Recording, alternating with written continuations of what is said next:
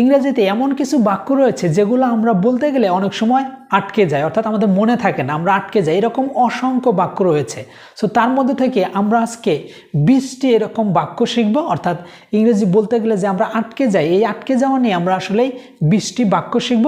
সেগুলো আমরা বাংলা থেকে ইংরেজিতে করানোর জন্য চেষ্টা করব, যেগুলো আমাদের স্পোকেন ইংলিশ শেখার ক্ষেত্রে অনেকটা গুরুত্বপূর্ণ ভূমিকা পালন করবে, বা ফ্লুয়েন্টলি আমরা ইংরেজিতে কথা বলতে পারবো। সো চলুন তাহলে শুরু করা যাক। So let's take start. Yes, দেখুন অসংখ্য বাক্য কিন্তু আমি লিখেছি। কিছু পেতে হলে কিছু দিতে হয়, তুমি কত সুন্দর, নিঃশ্বাস আমার তুমি, বোকামি করো না, এই যে আরও অসংখ্য বাক্য রয়েছে, এগুলো আমরা কিন্তু বলতে গেলে আটকে যাই। আসলে কিভাবে বলবো সেগুলো আমরা শিখবো। সো প্রথম নাম্বারটি হচ্ছে কিছু পেতে হলে কিছু দিতে হয়। এটাকে আমরা ইংরেজিতে কীভাবে বলতে পারি? ইয়েস, এক্স্যাক্টলি আমরা বলতে পারি give to take. That means কিছু পেতে হলে কিছু দিতে হয়। আপনি কাউকে বলতে চাচ্ছেন কিছু পেতে হলে কিছু দিতে হয়, গিভ টু টেক, কিছু পেতে হলে কিছু দিতে হয়। ওখানে নাম্বার 2, তুমি কত সুন্দর। সো এটা আমরা নর্মালি কীভাবে বলতে পারি? So how beautiful you are, তুমি কত সুন্দর, হাউ বিউটিফুল ইউ আর, তুমি কত সুন্দর। সো নিঃশ্বাস আমার তুমি, সো এটাকে আমরা কীভাবে বলতে পারি? এক্স্যাক্টলি এটা আমরা বলতে পারি you are in my breath. নিঃশ্বাস আমার তুমি, you are in my breath, নিঃশ্বাস আমার তুমি, তাই না? You are in my breath. So next one, so বোকামি করো না, এটাকে আমরা কিভাবে আসলে বলতে পারি? অনেক সময় দেখা যায় আমরা ইংরেজি বলতে গেলে আটকে যাই, কিন্তু বোকামি করো না সেটাকে আমরা বলতে পারি ডোন্ট গেট ম্যাড, অর্থাৎ বোকামি করো না, এটা আমরা এভাবে বলতে পারি ডোন্ট গেট ম্যাড, বোকামি করো না। সো অ্যানাদার ওয়ান ইজ কি দারুণ চমক, সেটাকে আমরা কীভাবে বলতে পারি? কি দারুণ চমক, সেটাকে আমরা বলতে পারি so what a pleasant surprise. So কি দারুণ চমক, তাই না? এটাকে আমরা কীভাবে বলতে পারি? What a pleasant surprise. So হাই আল্লাহ, অনেক সময় বলি না হাই আল্লাহ, হতাশা বা যাই হোক যে কোনো সময় আমরা হাই আল্লাহ এই কথাটি বলি, এটাকে আমরা কীভাবে বলতে পারি? অনেক সময় আমরা আটকে যাই, তাই না? ইয়েস, এক্স্যাক্টলি আমরা বলতে পারি মাই গুডনেস। অনেক সময় বলি না my goodness, oh my goodness, মানে হাই আল্লাহ। ওকে, সব বাজে কথা, সো এটাকে আমরা কীভাবে বলতে পারি? অনেক সময় বোঝে না, তুমি যা বলতো সব বাজে কথা, সো এটাকে আমরা বলতে পারি that's all nonsense, that's all nonsense, সব বাজে কথা। সো অ্যানাদার ওয়ান ইজ কি আপদ। অনেক সময় বলি না কি আপদ, এটা হলো এভাবে কি আপদ। সো এটাকে আমরা বলতে পারি কিভাবে?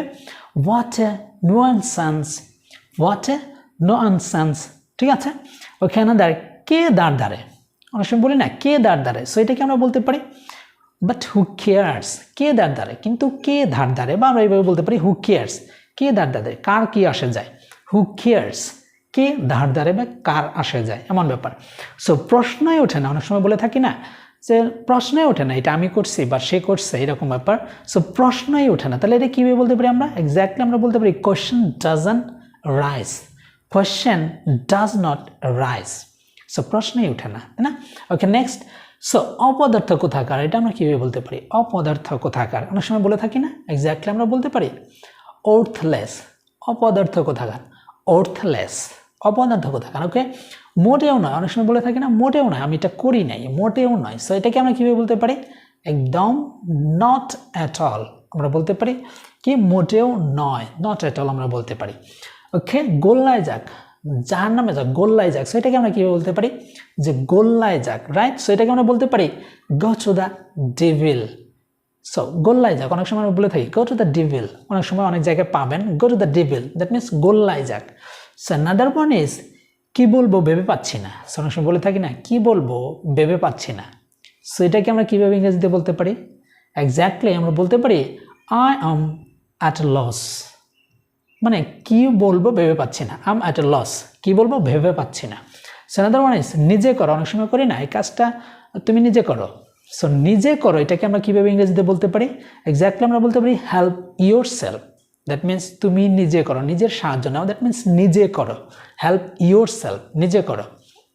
ওকে, আমি শিহরিত, অনেক সময় বলি না আমি শিহরিত, এই ব্যাপারটা আমি শিহরিত। সো এটাকে আমরা বলতে পারি আম থ্রিলড, আম থ্রিলড, অনেক সময় বলে থাকি I'm surprised, that means I'm thrilled, আমি শিহরিত, রাইট?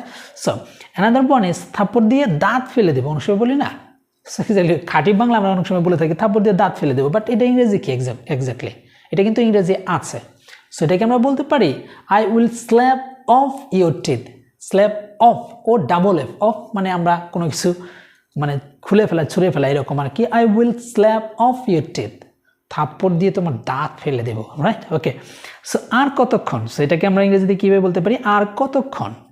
এক্স্যাক্টলি আমরা বলতে পারি হাউ মাচ লঙ্গার, আর কতক্ষণ সময় লাগবে। সো হাউ মাচ লঙ্গার, এটা এইভাবে বলতে পারি। সো অ্যানাদার ওয়ান ইজ তোমাকে উল্টো করে ঝুলাবো। হ্যাঁ, অনেক সময় আমরা বলে থাকি না, তোমাকে উল্টো করে পিটাবো বা তোমাকে উল্টো করে ঝুলাবো, অনেক সময় এরকম বলে থাকি, যদিও বলি না, বাট যদি বলতে চাই কেউ ইংরেজিতে তাহলে আমরা এটা কিন্তু ইংরেজিও বলতে পারি যে I will hang you upside down, আমি তোমাকে উল্টো করে ঝুলাবো। অর্থাৎ তোমাকে উল্টো করে ঝুলাবো অথবা আমি তোমাকে উল্টো করে ঝুলাবো একই কথা, যে I will hang you upside down. Upside down মানে উল্টো করে ঝুলানো, রাইট? সো এ ছিল আসলে 20টি বাক্য যেগুলো আমরা অনেক সময় ইংরেজি বলতে গেলে আটকে যায়, আসলে মনে থাকে না যে আমরা এই বাংলাটার ইংরেজিটা যেন কি বলবো। সো এইভাবে প্রত্যেকটি দিয়ে আপনারা প্র্যাকটিস করবেন, 20টি রয়েছে। আশা করি আপনারা যখন ডে টু ডে লাইফে এগুলো প্র্যাকটিস করবেন তখন আর এগুলো ভুল হবে না। সো এই ছিল আসলে আজকের এই লেসনটি, আশা করি অনেক উপকারে আসবে। আর অবশ্যই ভুলে যাবেন না আপনাদের বন্ধুদের সাথে শেয়ার করতে, অ্যান্ড কমেন্ট সেকশনে জানাবেন এর মধ্যে থেকে কোন বাক্যটি আপনার কাছে খুবই ভালো লেগেছে আর কোন কোন বাক্যটি আপনার পরিচিত ছিল, সেটা কিন্তু কমেন্ট সেকশনে জানাতে ভুলবেন না। সেই সাথে লেসনটি এই পর্যন্তই, দেখা হবে পরবর্তী লেসনে। So see you in the next lesson. Allah হাফেজ।